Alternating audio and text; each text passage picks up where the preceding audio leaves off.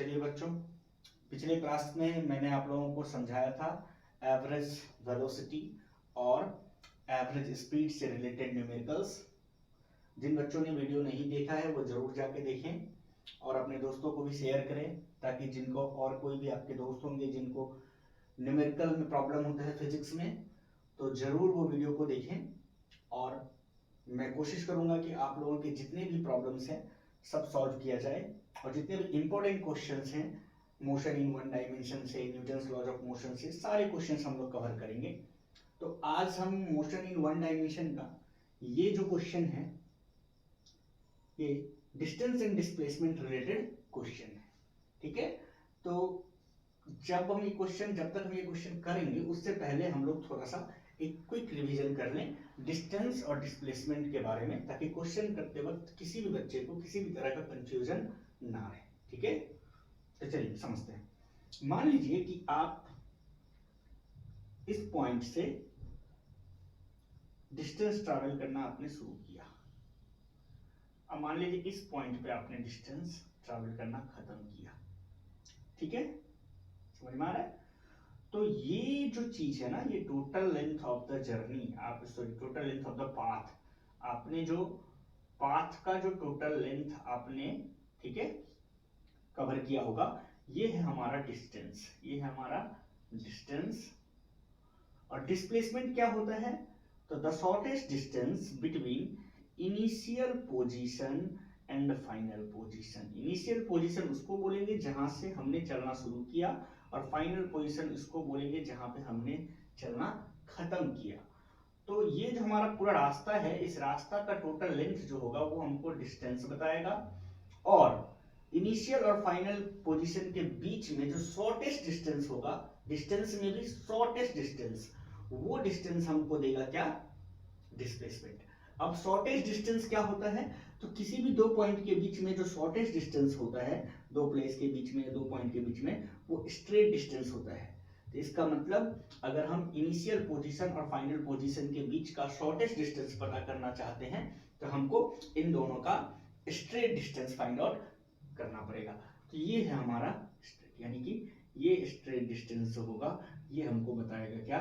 Displacement, ठीक है।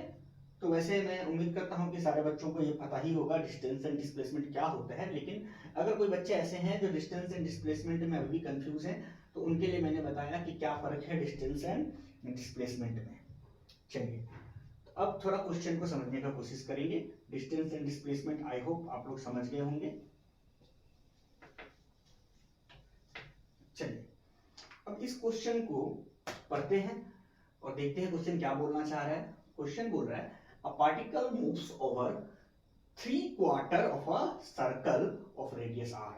तो पहले इस बात का मतलब समझते हैं कि क्या बोलना चाह रहा है कि एक पार्टिकल है जो सर्कल का ओवर, माने ये सर्कल है मान लीजिए, तो ये सर्कल का 3/4 पार्ट माने मूव करता है। अब 3/4 पार्ट को मूव किया है, ठीक है, फुल नहीं। 3/4 मतलब क्या? माने 1 रेवोल्यूशन से भी छोटा। 3/4 मतलब 3/4। क्यों?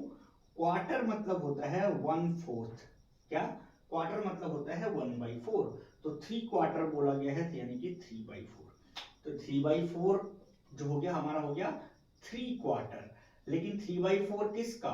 तो इसके बाउंड्री को ट्रैवल कर रहा है, तो इसके बाउंड्री का, तो इसका टोटल बाउंड्री क्या होता है? आपको सबको पता है कि सर्कल का जो टोटल लेंथ ऑफ बाउंड्री होगा वो उसका पेरीमीटर होगा, या फिर उसी वर्ड उसको आप सर्कमफेरेंस बोलते हैं, सब जानते हैं। तो ये जो लेंथ ऑफ बाउंड्री है ये है हमारा, अगर कोई पार्टिकल एक फुल रेवोल्यूशन किया, रेवोल्यूशन अगर करेगा तो कितना डिस्टेंस ट्रैवल करेगा? जितना कि इसके बाउंड्री का टोटल लेंथ होगा, मतलब 2πr। लेकिन इसने सिर्फ 3/4 ट्रैवल किया है, किसका? उसके बाउंड्री का। तो इसका मतलब इसने कितना डिस्टेंस ट्रैवल किया होगा?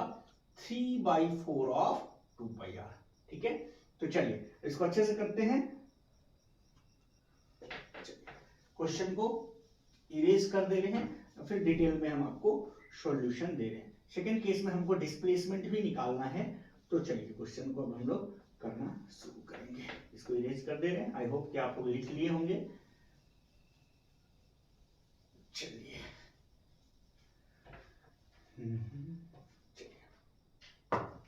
अब ध्यान दीजिएगा, बहुत ही अच्छा क्वेश्चन है। तो ये है, मान लीजिए हमारे पास सर्कल और 3/4 पार्ट, क्वार्टर वर्ड का यूज किया है। तो एक काम करते हैं, इस सर्कल को हम ऐसे ब्रेक कर देते हैं ताकि ये अपना हर क्वार्टर पार्ट में, 4 क्वार्टर पार्ट में डिवाइड हो जाए। क्योंकि एक सर्कल में अगर हम 2 डायमीटर एक दूसरे के परपेंडिकुलर ड्रॉ करते हैं तो वो सर्कल को 4 क्वाड्रेंट में डिवाइड किया कर देता है। और हर ये जो क्वाड्रेंट, ये जो बाउंड्री है बस यहाँ से यहाँ तक, ये हो जाएगा कितना, 1/4। क्या हो जाएगा, 1/4 of circumference of the circle, यानी कि पूरे सर्कल का 1/4 पार्ट, यानी कि कितना, 2 से 4 काट दिए, यानी कि πr/2। तो इतना जानने का जरूरत नहीं है, इतना समझिए कि अगर पार्टिकल यहां से शुरू करके यहां से यहां तक पहुंचा होगा, तब तक में उसने सर्कमफेरेंस का कितना पार्ट ट्रैवल किया होगा। तो 1/4 पार्ट सर्कमफेरेंस का, पूरे सर्कमफेरेंस का 1/4 पार्ट ट्रैवल किया होगा। और पार्टिकल और अगर इतना आगे बढ़ गया तो और 1/4 ट्रैवल कर लिया, और अगर इतना आगे बढ़ लिया तो और 1/4 ट्रैवल कर लिया, और अगर बढ़ जाएगा तो 4 1/4, तो 4 टाइम्स ऑफ 1/4 मतलब 1 रेवोल्यूशन हो जाएगा। लेकिन यहाँ पे बोला था सिर्फ 3/4 है ना, 3/4 पार्ट ट्रैवल किया है। तो 1/4, 1/4 एंड 1/4, और तीनों मिला के कितना हुआ, 3/4, मतलब 3/4। यहाँ से यहाँ तक कितना हो गया, 3/4 of total circumference of the circle, circumference of the circle. चलिए तो क्वेश्चन करते हैं। आई होप कि सारे क्वेश्चन का मतलब समझ गए होंगे। चलिए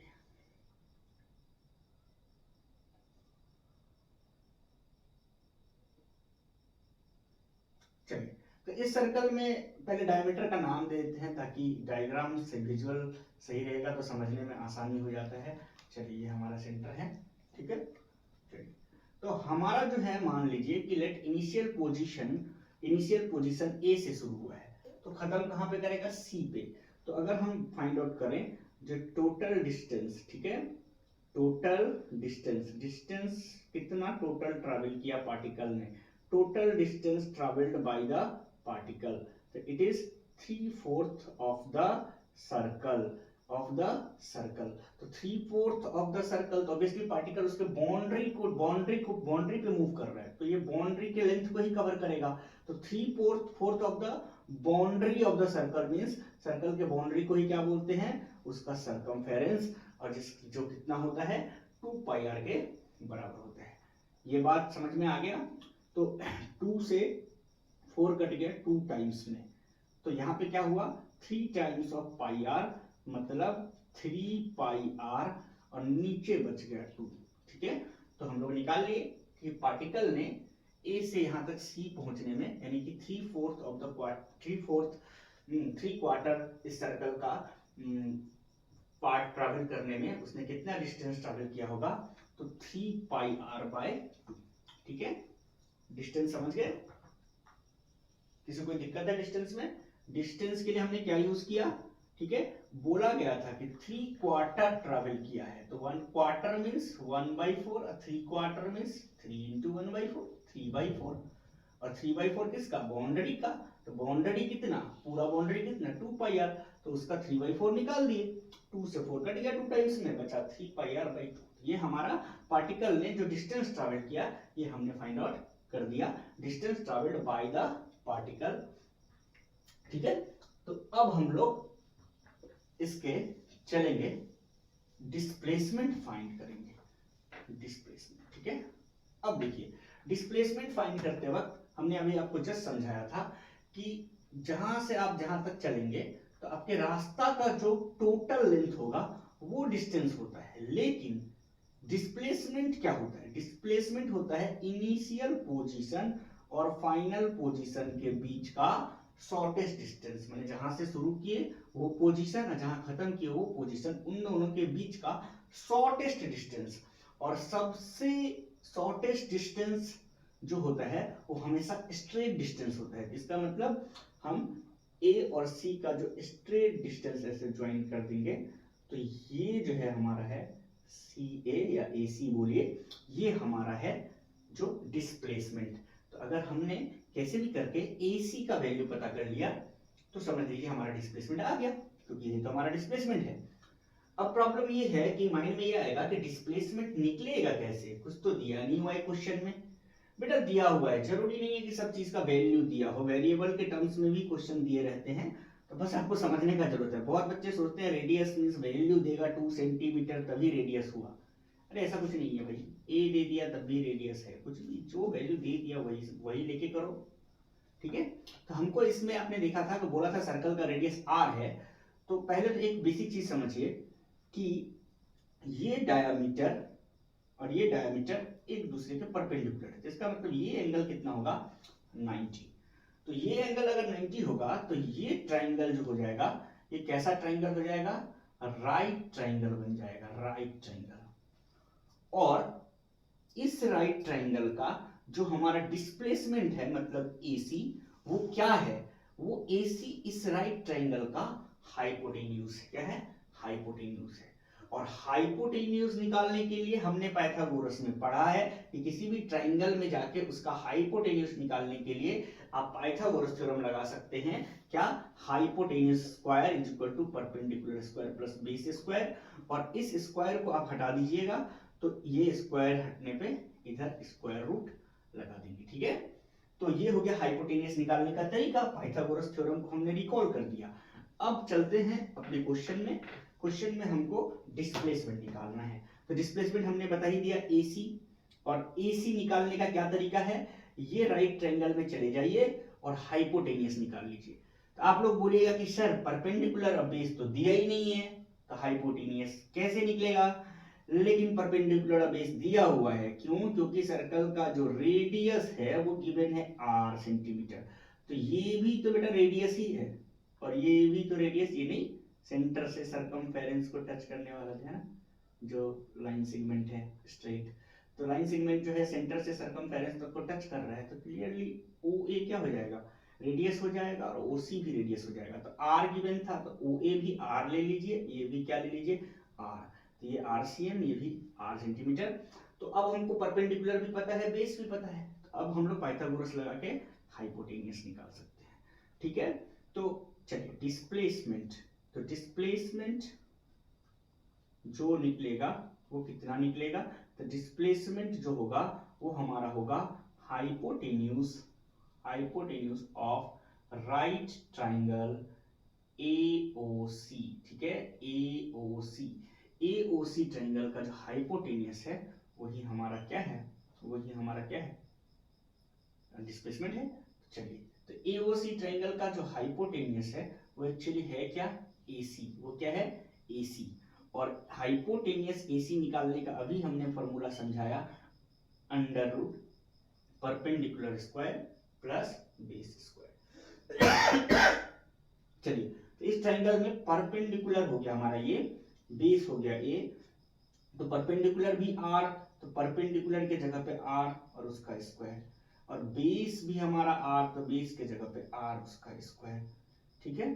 तो अंदर में इन दोनों को ऐड कीजिएगा तो R square plus R square क्या हो जाएगा, अंडर रूट 2R स्क्वायर, है ना, क्या हो जाएगा, अंडर रूट 2R स्क्वायर। यहां तक समझ में आया। इस राइट ट्रायंगल में चले गए, ये हमारा रेडियस है, तो रेडियस सर्कल का R था, ये भी R हो जाएगा, ये भी रेडियस है, ये भी R हो जाएगा। सॉरी, मेरे को थोड़ा ठंडा लगा हुआ है इसीलिए थोड़ा सा दिक्कत हो रहा है। चलिए, तो ये हमारा रेडियस है और ये हमारा रेडियस है। तो रेडियस परपेंडिकुलर यहाँ भी और यहाँ बेस यहाँ भी, दोनों का दोनों क्या है, R के इक्वल हो जाएगा, क्योंकि दोनों का दोनों परपेंडिकुलर और बेस ही रेडियस है। तो इस ट्रायंगल में जाकर के परपेंडिकुलर पता है आपको, बेस पता है, तो बस हाइपोटेन्यूज निकाल दीजिए, वही आपका डिस्प्लेसमेंट हो जाएगा। और हाइपोटेन्यूज का फॉर्मूला ही क्या होता है, under root perpendicular square plus base square. अब देखिए अंदर में R स्क्वायर और R स्क्वायर को ऐड करेंगे तो रूट के अंदर में कितना बनेगा, अंडर रूट 2R स्क्वायर। अब जरा इसको थोड़ा समझने की कोशिश करते हैं। बहुत बच्चे इसको भी कैलकुलेट नहीं कर पाते हैं, फंस जाते हैं, तो कोई बात नहीं, अभी सीख लीजिए, ये सब बहुत बेसिक सी चीज है। आप लोगों ने छोटे में किसी भी रीजन की वजह से नहीं सीख पाए होंगे, इसीलिए ये दिक्कत आ रहा था आता है बच्चों को, अभी सीख लीजिए। चलिए तो हम इरेज कर दे रहे इतना बस। चलिए तो अभी हमने जो हाइपोटेनियस इसका निकाला था वो कितना आया था, √2r²। इसको थोड़ा सा सॉल्व करना बाकी रह गया। अच्छा एक चीज समझ लीजिए, रूट के अंदर अगर a और b हो तो इसको हम ऐसे स्प्रेड कर सकते हैं, √ab, यानी कि टू डिफरेंट क्वांटिटी को अगर, तो फर्स्ट क्वांटिटी का square root and second quantity के स्क्वायर रूट का प्रोडक्ट के फॉर्म में लिख सकते हैं। एक्सपोनेंट में आप लोगों ने पढ़ा होगा, ठीक है। ठीक है, तो यहाँ पे भी इसको देखें, ये अलग क्वांटिटी अलग क्वांटिटी, इसको सेपरेट कर दे, √2 टाइम्स ऑफ √r², ठीक है। और किसी भी परफेक्ट स्क्वायर का, जैसे 16 का स्क्वायर रूट 4 होता है, क्यों, क्योंकि 16 4 का स्क्वायर है, तो अगर 4 के स्क्वायर का स्क्वायर रूट निकालिएगा तो बचेगा क्या, 4 ना, तो वही बात है। तो यहाँ पे अगर देखिएगा तो चलिए √2 को √2 ही रहने दीजिए, लेकिन स्क्वायर से ऐसा समझ लीजिए रूट हट जाता है, याद ही रख लीजिए। स्क्वायर से आप अगर कंप्लीट स्क्वायर है, ऐसा नहीं है कि कहीं पे लिखा हुआ x + y² और ऐसे रूट लगा हुआ है तो स्क्वायर से रूट हट जाएगा, ऐसा नहीं होगा, ठीक है। उसमें जो भी क्वांटिटी है, जितना भी क्वांटिटी हो, उस कंप्लीट का स्क्वायर होना पड़ेगा।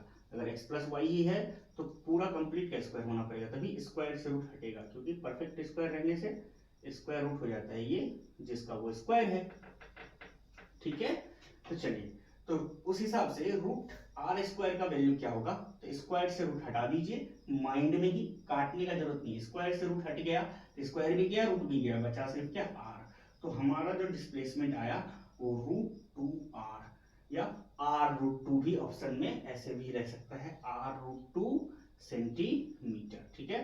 तो जो भी ऑप्शन आपको मिले टिक कर दीजिएगा, और बिना ऑप्शन वाला होगा तो आप ऐसे छोड़ दीजिए, ऐसे छोड़ दीजिए, ठीक है। तो समझ गए डिस्प्लेसमेंट कैसे मैंने कैलकुलेट किया। पार्टिकल ए से चलना शुरू किया, सी पे खत्म किया, क्योंकि 3/4 ट्रैवल किया था, और यहाँ पे हमको डिस्प्लेसमेंट के लिए इनिशियल और फाइनल का स्ट्रेट डिस्टेंस चाहिए। तो मैंने जैसे ही देखा तो मैंने देखा यहाँ पे ट्रायंगल फॉर्म हो रहा है, और वो भी राइट एंगल ट्रायंगल, रेडियस भी गिवन है, ये भी, तो बहुत आसान होगा। राइट एंगल ट्रायंगल का जो हाइपोटेनियस है वही तो हमारा डिस्प्लेसमेंट है, तो क्लियरली हाइपोटेनियस निकाल दीजिए, डिस्प्लेसमेंट मिल जाएगा।